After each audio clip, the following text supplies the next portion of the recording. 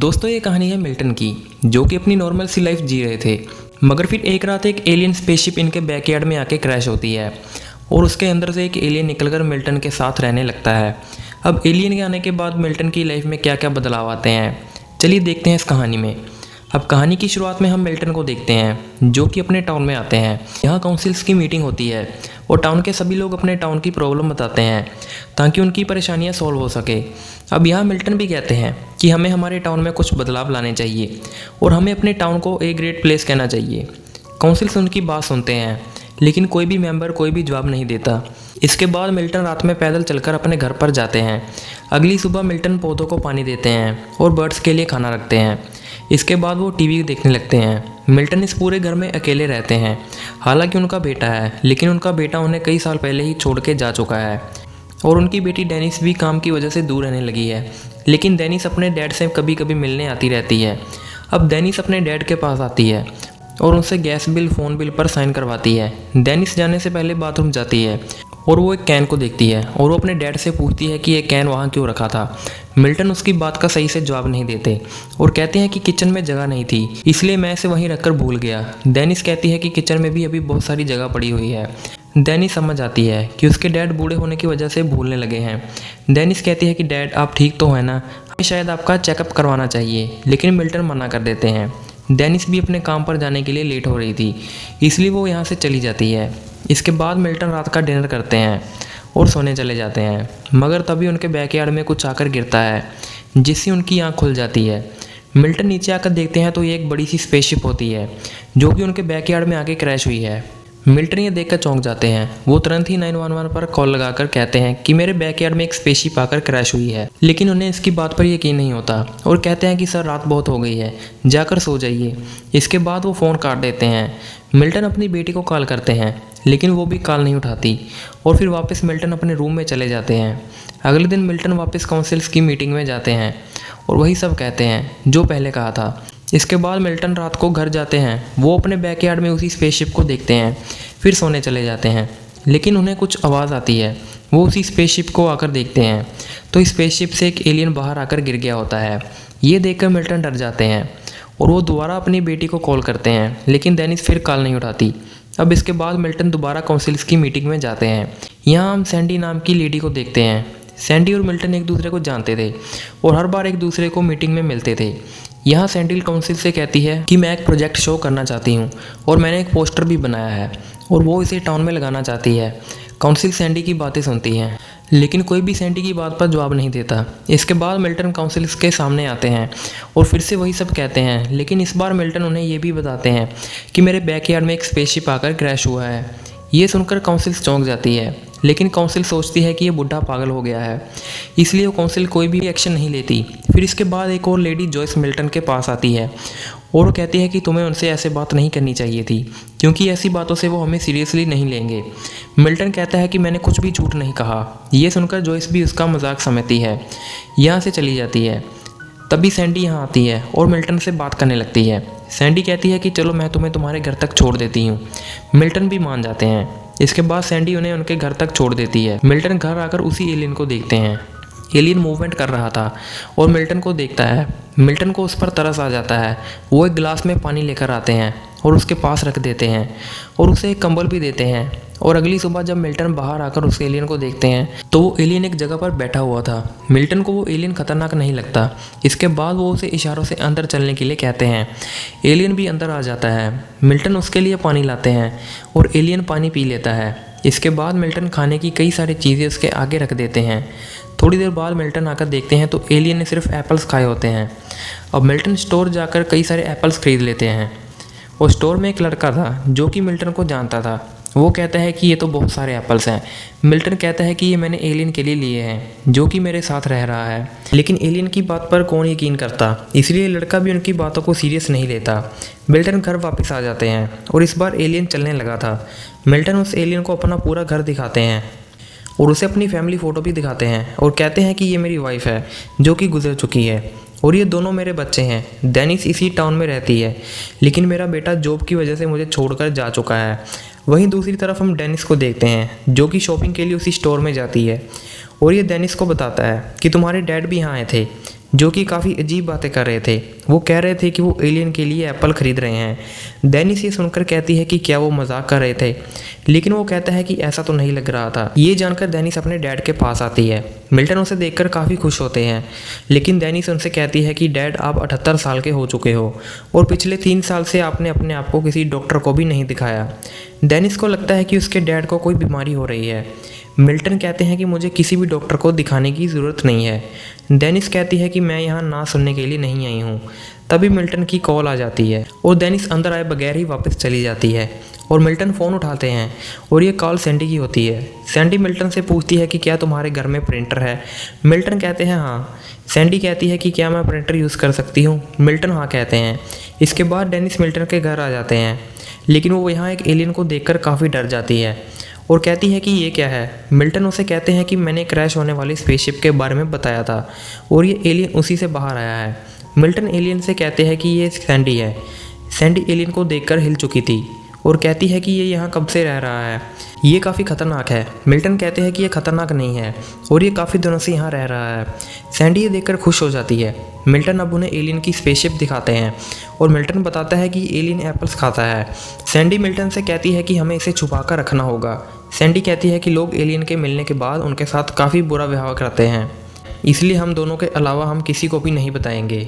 Milton मान जाते हैं, लेकिन यही बाहर हम जोइस को देखते हैं, जो सैंडी की कार को देखकर समझ जाती है कि सैंडी मिल्टन के घर में आई है, लेकिन जोइस बिना रुके ही चली जाती है। यहाँ सैंडी मिल्टन से कहती है कि क्या हम सेफ़ हैं। मिल्टन कहते हैं कि हमें डरने की ज़रूरत नहीं है, बल्कि डरना तो इस एलियन को चाहिए, क्योंकि ये अपने घर से बहुत दूर है। सैंडी ये सब सुनकर हंसती है और जाते समय फिर से कहती है कि इसके बारे में किसी को कुछ मत बताना। अब इसके बाद हम नेशनल सिक्योरिटी को देखते हैं, जिन्हें इस स्पेसशिप के बारे में पता था और ये लोग उस स्पेसशिप को ढूंढने की कोशिश कर रहे थे। यहीं सैंडी अब मिल्टन के घर से चली जाती है। यही न्यूज़ पर बताया जा रहा था कि एक सैटेलाइट एक टाउन में आकर क्रैश हुआ है और अगर किसी को भी ये दिखे तो वो हमें कॉल करके बता दे। अब गवर्नमेंट ऐसा इसलिए कर रही थी क्योंकि वो लोगों को सीधा नहीं बोल सकती थी कि तुम्हारे टाउन में एक स्पेसशिप है, इसलिए वो इसे सैटेलाइट बता रहे थे। मिल्टन का न्यूज़ पर ध्यान नहीं जाता। मिल्टन अब रात में टीवी देखते हुए यहीं सो जाते हैं। फिर जब सुबह वो उठते हैं तो उन्हें एक पेपर मिलता है जिस पर कैट की ड्राइंग बनी हुई थी। इसे देखकर मिल्टन समझ जाते हैं कि ये एलियन ने बनाई है। एलियन अपनी स्पेसशिप ठीक करने लगा हुआ था। मिल्टन उसे कहते हैं कि ये पिक्चर तुम्हें काफ़ी अच्छी बनाई है। इसके बाद मिल्टन यहाँ से चले जाते हैं। थोड़ी देर बाद डेनिस मिल्टन को डॉक्टर के पास ले जाती है और डॉक्टर उनके ब्रेन का टेस्ट करते हैं। यहाँ सैंडी उसी एलियन के साथ बैठी हुई थी। सैंडी अब बिल्कुल भी नहीं डर रही थी। वो एलियन के साथ बातें करती है। सैंडी एलियन को बताती है कि मेरी भी एक बेटी है, लेकिन अब वो मेरे साथ नहीं रहती और पिछले 3 सालों से वो मुझसे मिलने भी नहीं आई। सैंडी ये बताते हुए काफ़ी इमोशनल हो जाती है। वहीं डॉक्टर को पता चलता है कि मिल्टन की मेमोरी कमज़ोर होने लगी है। डॉक्टर डैनी से कहती है कि उनके लिए एक केयर टेकर रख लेनी चाहिए, लेकिन मिल्टन मना कर देते हैं और यहाँ से भाग जाते हैं। डेनिस उन्हें समझाने की कोशिश करती है और कहती है कि मैं आपकी मदद करना चाहती हूँ। मिल्टन कहते हैं कि मुझे तुम्हारी मदद नहीं चाहिए। मिल्टन काफ़ी गुस्सा होकर घर चले जाते हैं और घर आकर वो सैंडी और एलियन से बात करे बिना ही ऊपर चले जाते हैं। सैंडी एलियन से बातें कर रही थी। कुछ समय बाद जब एलियन अपनी स्पेसशिप ठीक करने लगा हुआ था तो मिल्टन उसके पास आते हैं और बातें करने लगते हैं। मिल्टन एलियन से कहते हैं कि मेरी बेटी मुझसे यहाँ से कहीं और भेजना चाहती है। वो कहते हैं कि शायद मैं उसे परेशान करने लगा हूँ, इसलिए वो मुझे छुटकारा पाना चाहती है। मिल्टन ये भी कहते हैं कि मैं अपने बेटे से भी अपनी बात नहीं कर सकता क्योंकि वो भी मुझे पसंद नहीं करता। मिल्टन कहते हैं कि इन सब से मेरी ही गलती है, लेकिन एलियन समझ जाता है कि मिल्टन कितने अकेले हैं और उनके बच्चों ने भी उन्हें छोड़ दिया है। अब अगले दिन सैंडी एलियन के लिए एक टी शर्ट लेकर आती है और एलियन को पहना देती है। ये टी शर्ट सैंडी की बेटी की थी। अब इसके बाद सैंडी और मिल्टन एलियन को एक नेम देते हैं। दूसरी तरफ हम जोइस को देखते हैं जो कि अपनी कैट के साथ खेल रही थी। जोइस न्यूज़ में देखती है कि इसी इलाके में एक सैटेलाइट आके क्रैश हुई है और जो भी हमें इसकी इन्फॉर्मेशन देगा हम उसे $10,000 का इनाम देंगे। ये सोचकर जोइस समझती है कि मिल्टन जिसे स्पेसशिप समझ रहा है वो एक सैटेलाइट है, इसीलिए जोइस रात में मिल्टन के घर जाती है।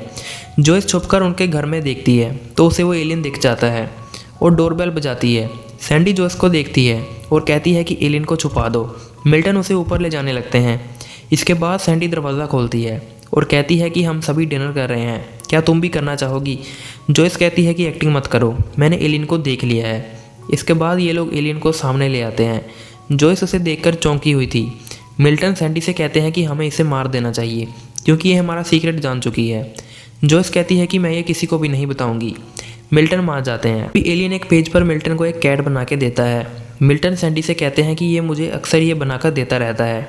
जॉयस कहती है कि शायद ये कुछ बताना चाहता है। मिल्टन कहते हैं कि ऐसा कुछ भी नहीं है। वहीं दूसरी तरफ हम सिक्योरिटी सेंटर वालों को देखते हैं जो कि कॉल पर भी नज़र रख रहे थे।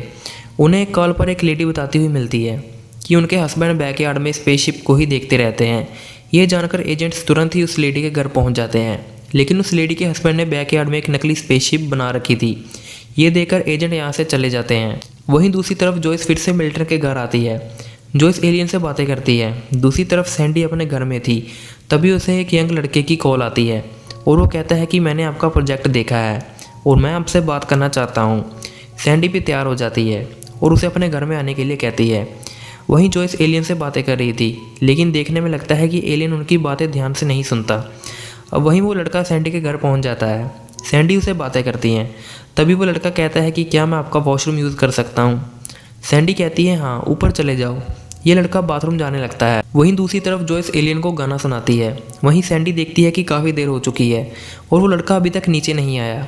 सैंडी भी ऊपर जाती है और वो देखती है कि वो लड़का उसकी ज्वेलरी चुरा रहा है। सैंडी तुरंत ही पुलिस को कॉल करने जाती है, लेकिन लड़का उसे पकड़ लेता है और उसे मारने लगता है। मगर एलियन अपनी पावर से ये सब होते हुए देख लेता है। एलियन अपनी पावर से ही बैठे बैठे उस आदमी का सिर ब्लास्ट कर देता है और सैंडी बच जाती है। जॉयस गाना गा रही थी, इसलिए उसकी पावर यूज़ करते हुए उसे नहीं देख पाते। वहीं सैंडी ने पुलिस को बुला लिया था। उसे पुलिस को बताया कि वो लड़का मुझे मार रहा था, लेकिन अचानक से उसका सिर फट गया। लेकिन पुलिस वाले उसकी बातों का विश्वास नहीं करते और कहते हैं कि ऐसा कैसे हो सकता है। सैंडी सोचने लगती है और तभी वो सोचती है कि ज़रूर उस एलियन ने मेरी जान बचाई है। अब सैंडी तुरंत ही मिल्टन के घर जाती है और आते ही एलियन के पास जाती है और उसे गले लगा लेती है। सैंडी मिल्टन और जॉयस को भी ये सब बताती है और कहती है कि अगर आज एलियन ना होता तो शायद आज मैं ज़िंदा ना होती। अब ये लोग समझ जाते हैं कि एलियन अच्छा है। अगर कोई इससे मिलने की कोशिश करेगा तो उसके लिए अच्छा नहीं होगा। अब इसके बाद हम इन्हीं ऑफिसर्स को देखते हैं। सैंडी के घर में हुई बातें ये अपने सीनियर को बताते हैं और वो कहते हैं कि ऐसी चीज़ें नॉर्मल नहीं होती। शायद सैंडी को कोई बचा रहा है, तुम उसका पीछा करो। अब इसके बाद हम मिल्टन और सैंडी को देखते हैं जो कि शॉपिंग करके आ रहे थे। तभी डेनिस उनसे देखकर बीच में ही रोक लेती है, लेकिन डेनिस फिर से अपने डैड से वही बातें करने लगती है कि मैं आपका अच्छा चाहती हूँ, इसलिए मैं वो सब कह रही थी। मिल्टन कहते हैं कि मैं बिल्कुल ठीक हूँ। मिल्टन यहाँ से चले जाते हैं। डेनिस भी वापस चली जाती है। इसके बाद ये लोग घर आते हैं और बातें करने लगते हैं। एलियन इन्हें देख रहा था, तभी इन्हें एक अजीब सी स्मेल आने लगती है। ये लोग भाग देते हैं तो इन्हें एक मरी हुई कैट मिलती है। इसे देखकर लगता है कि एलियन ने मारा है, लेकिन सैंडी कहती है कि इसे एलियन ने नहीं मारा, बल्कि ये किसी कार से आके मरी है और एलियन उसे उठाकर लाया है। जॉयस ये सब देखकर समझ आती है कि एलियन को मरी हुई कैट चाहिए, तभी वो तुम्हें कैट बनाकर देता है। अब एलियन दोबारा मिल्टन को कैट बनाकर देता है। इसे ये सब देखकर समझ आते हैं कि इसे अपनी स्पेसशिप ठीक करने के लिए 6 कैट्स और चाहिए, लेकिन ये सोचते हैं कि ये 6 कैट्स कहाँ से लाएं, क्योंकि ये अब 6 कैट्स को मार तो नहीं सकते। तभी मिल्टन अपनी बेटी को फ़ोन करते हैं और उसे कहते हैं कि तुम्हारे क्लिनिक में तुम मरने वाली कैट्स का क्या करती हो। लेकिन डेनिस को लगता है कि उनके डैड के साथ कुछ गलत हो रहा है। वो कहती है कि डैड आप ठीक तो है ना, आप ये क्यों पूछ रहे हो। मिल्टन उसे सच्चाई नहीं बताते और फ़ोन काट देते हैं।